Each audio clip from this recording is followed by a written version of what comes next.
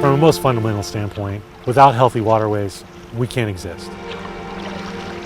We're interconnected with everything that lives in the water. So without protecting and doing the most we can to help those other animals and plants thrive, we're not going to thrive.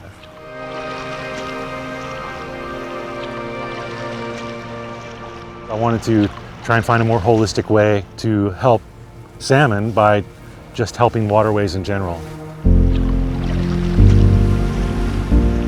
Through a series of events, I was able to connect with some friends and start a business called EarthViews. Took imagery that were utilized by agencies to help better understand the conditions of the habitat and the areas that they were trying to restore and protect. And when COVID hit, everything stopped. And so at that point, I decided to just throw a camera on my kayak and start mapping the shoreline of Puget Sound. At that point, I stepped away from the company EarthViews and started EarthViews Conservation Society. And during that period, some folks here in Washington State had taken what I was doing on Puget Sound and created a bill in the Senate to have surface level 360 imagery taken for the entire Puget Sound every 2 years. The bill finally passed in March of 2023. First round of mapping that we did over 2,500 miles of the shoreline of Puget Sound. And when I say mapping, we utilize a 360 camera on a kayak, 8 feet off the water. The camera takes a picture every 10 seconds. And then with our software, we stitch those pictures together in a way that allows you to click through the imagery as you would if you were doing street views. We're not just flying by in a helicopter, because none of that creates the intimate experience when you're able to navigate in the street view style sense. And that's really important for us. We want people to have an intuitive experience when they come to our maps, because it's not just agencies and scientists who are using this. It's also really important for everyday folks to just be able to go out and experience the waterway. It is crazy that we've had somebody that's gone around the whole sound. This is absolutely groundbreakingly awesome in this day and age. If you want to know at my core why I do it, it's because it's really peaceful to be on the water. It resonates with my soul. As soon as I sit down in the kayak or get on the boat and start getting out on the water, I'm at my happiest place.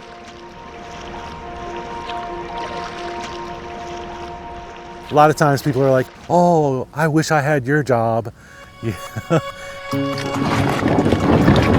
At the time I think, yeah, I have this great job, this is wonderful.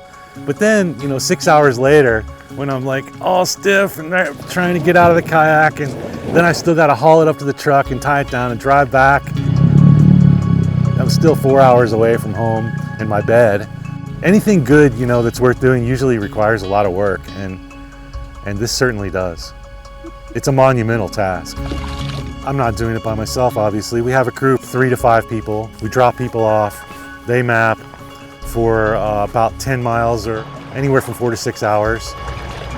We have to do this between the exact right tide window, without wind that's over 10 miles an hour and without any rain.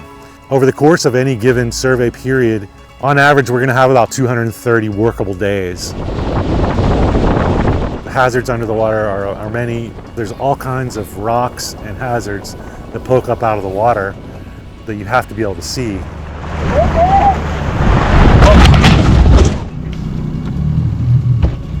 That will not be the last time we hit ground. So you're constantly avoiding hazards. The kayak, it bounces off of them.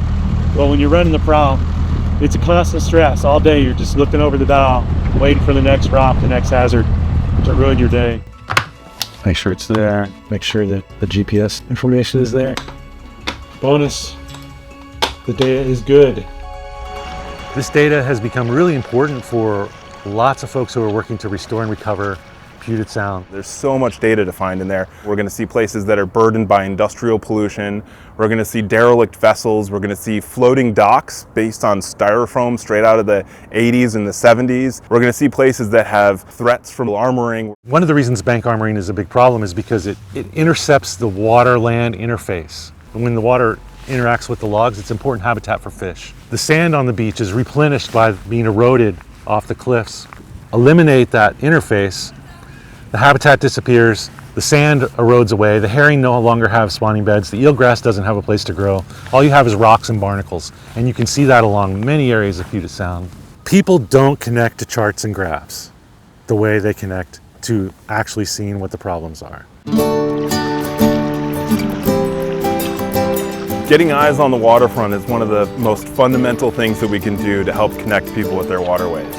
Whether it's every 2 years or whether it's every 2 months, we need more of this information out there. I don't want Brian to step foot on land again until he retires, because this work must continue. That's why I'm not here. That's the answer. I'm not here to show people, hopefully to let people see where the problems are and where the goodness is. This is the kind of adventure that I think reconnects a community, a sound-wide community, to our waters. We have a saying that says, see it, protect it, right? And we believe wholeheartedly that if you don't have an attachment to Puget Sound, if you come on this map and you start exploring, you're gonna want to have a greater connection to Puget Sound. Maybe it'll get you to get a kayak, maybe it'll get you to go to the beach more. If you nurture that connection, then we get back to answering your question about why will people care? Maybe they'll start to care once they form some kind of intimate connection with the waterway.